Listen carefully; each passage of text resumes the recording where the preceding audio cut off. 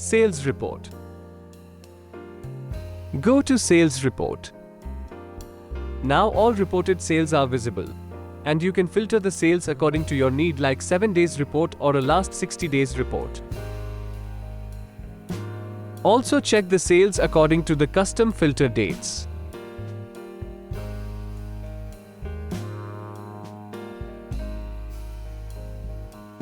You can easily download this sales report by clicking the export button.